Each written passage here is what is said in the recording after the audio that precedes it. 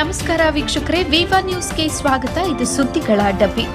ಪಂಚ ಗ್ಯಾರಂಟಿ ಯೋಜನೆಗಳ ವಸ್ತು ಪ್ರದರ್ಶನ, ಡಿಸಿ ಶಿಲ್ಪಾ ಶರ್ಮಾ ಚಾಲನೆ. ಬೀದರ್ ನಗರದ ಕೇಂದ್ರ ಬಸ್ ನಿಲ್ದಾಣದಲ್ಲಿ ವಾರ್ತಾ ಇಲಾಖೆ ವತಿಯಿಂದ ಪಂಚ ಗ್ಯಾರಂಟಿ ಯೋಜನೆಗಳ ಕುರಿತು ವಸ್ತು ಪ್ರದರ್ಶನ ಇಂದಿನಿಂದ 3 ದಿನಗಳವರೆಗೆ ನಡೆಯಲಿದೆ. ಸದರಿ ಕಾರ್ಯಕ್ರಮ ಬೀದರ್ ಜಿಲ್ಲಾಧಿಕಾರಿ ಶಿಲ್ಪಾ ಶರ್ಮಾ ಅವರಿಂದ ಉದ್ಘಾಟನೆ ನೆರವೇರಿತು. ಈ ಸಮಯದಲ್ಲಿ ಜಿಲ್ಲಾ ಗ್ಯಾರಂಟಿ ಯೋಜನೆಯ ಅಧ್ಯಕ್ಷರಾದ ಅಮೃತರಾವ್ ಚಿಮಕೋಡೆ ಇತರ ಗಣ್ಯ ವ್ಯಕ್ತಿಗಳು ಉದ್ಘಾಟನಾ ಕಾರ್ಯಕ್ರಮದಲ್ಲಿ ಭಾಗವಹಿಸಿದರು.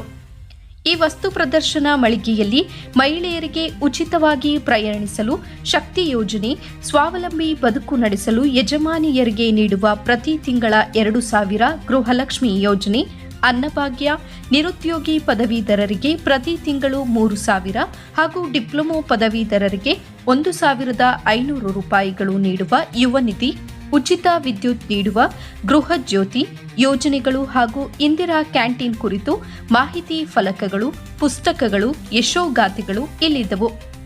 ಸೆಲ್ಫಿ ಪಾಯಿಂಟ್ಗಳಲ್ಲಿ ಗಣ್ಯರು, ಜನರು ಫೋಟೋ ಕ್ಲಿಕ್ಕಿಸಿಕೊಂಡ್ರು. ಜುಲೈ 12ರವರೆಗೆ ಈ ವಸ್ತು ಪ್ರದರ್ಶನವು ಸಾರ್ವಜನಿಕ ವೀಕ್ಷಣೆಗೆ ಲಭ್ಯವಿರುತ್ತದೆ. ವರದಿ ಬಸವರಾಜ್ ಪೂಜಾರಿ, ವಿವಾ ನ್ಯೂಸ್, ಬೀದರ್.